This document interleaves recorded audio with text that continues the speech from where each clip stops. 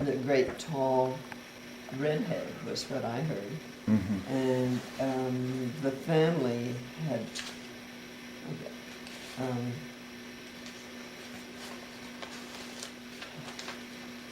at some point, he was a tall red-headed activist, and he had to leave the country. And if I've told you all this, stop me. Right. Daddy had tried to get in touch with any possible ancestors one time when he was on one of his business trips to Europe. And he heard that there was a bronze statue of one of them in the town square, which was taken down and melted for bullets for, I don't know whether it was World War I or the Franco-Prussian War or something like that. His grandfather, Johann von Teal, married Ottila Rank, who had a brother, Joseph Rank, in the Civil War. They were married... Spelled R-A-N-K? R-A-N-K. They were married in Albany at the Holy Trinity Church about 1856. Their son was Daddy's father. Well, anyway. And his name was?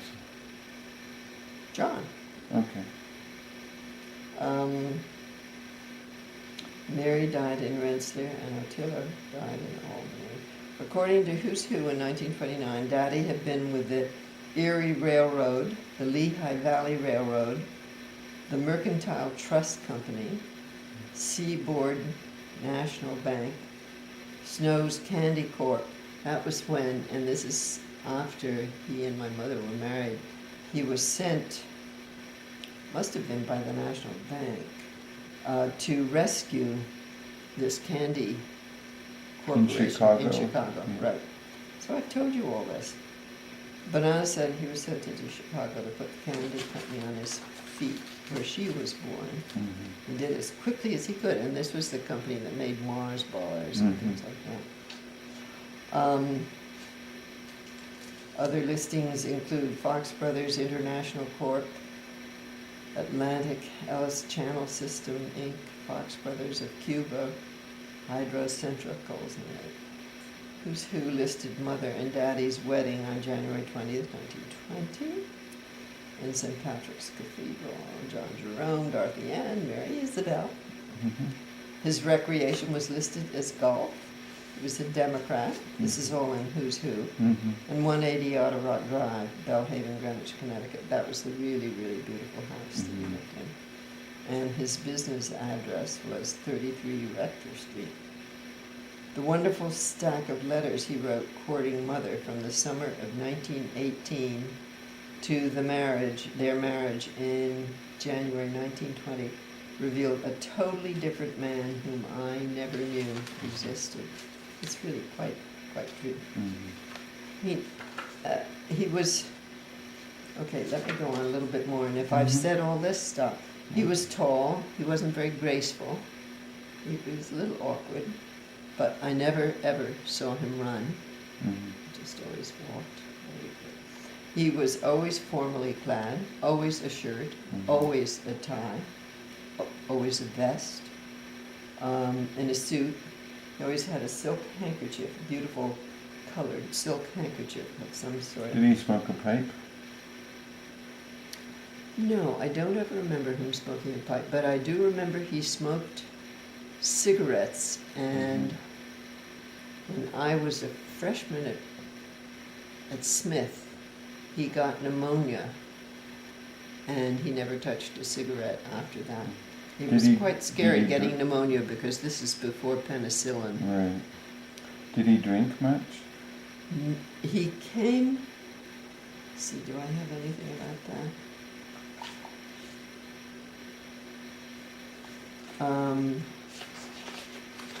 Okay, no, I don't seem to find anything about that.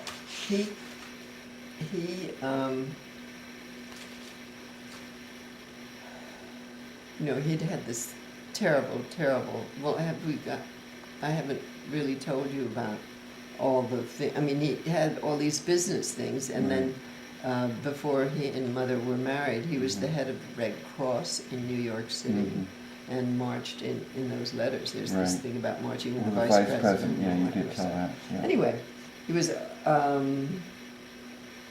he always had the silk handkerchief. It wasn't flamboyant, but it was just very, very That was in beautiful suits, beautifully tailored suits. He always wore long underwear, winter and summer. I just remember the white cotton going right down. At home in summer, he might leave off the jacket, but only in the house, and never leave off a shirt. He always wore a long sleeve shirt. When he went to weddings, he had really, really very elegant clothes. And when he went to weddings, he dressed properly for what gentlemen did in the 1920s and 30s or so. Not so much, but when I was very young, still, if it was a very big formal wedding, there were special pants, black and white striped pants, very fine material, spats. Those are those gray suede things with buttons on the side that you put on top of your shoes, and a morning coat, which was different from a tuxedo or a tailcoat, but it did have tails, and a top hat, and he'd look absolutely elegant. He had a collapsible top hat for going to the opera, because he'd wear the top hat through the streets or everything, and then you'd get there and you'd collapse it so that, you didn't have this great big thing sitting on your lap. And for going to the theater and opera openings. And then he also had a very, very beautiful silk top hat. I say silk, but I think it must have, well, anyway, that's what it was called. But a beautiful, beautiful top hat. And I remember there was a beautiful leather hat box that held the top hat. And he had a wonderful collection of canes. And if we would go for a Sunday walk, a Sunday afternoon walk, which would happen from time to time, he would choose one. And I remember one particularly, they were very elegant. I remember one of his that was very elegant, that was black ebony. No idea what happened to any of those. And he would swing it rather elegantly as we walked along. We had sidewalks in Belhaven, and we would walk on that. He had a long, narrow face and thin, sort of nothing-colored blonde hair, sort of like mine now, and blue eyes. He always wore a hat outdoors, a fedora, carefully creased, not at a rakish angle, but very dignified angle. And always, if we were walking, if we were in a city or a town or anything, walking along, and a woman came, he'd tip his hat. He'd always tip his hat, not in a flirty way at all, but just always out of very gentlemanly, not flirtatiously at all. And the one thing he wanted when he came to visit Dad and me when we were living in Milan was a Borsellino hat, because he hadn't had one since before the crash. And was his mother also from Germany, or was she Irish? Or they're both, my grandmothers were named Mary Riley or Mary O'Reilly. Okay, we covered that. She was from New Haven, Connecticut. Okay. But obviously of Irish heritage.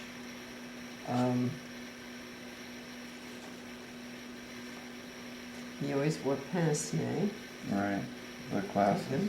And he always had a very beautiful silver watch, and he had his vest. Always had a watch pocket in it, and he would take it out and click it open, and it would spring open so he could tell the time. I have no idea. I think my brother might have gotten all that, but God knows where any of that ever went. But it was very elegant. It was a beautiful silver watch. And then the glasses were always kept in a case and taken out and put out. He was a very elegant gentleman, but not in a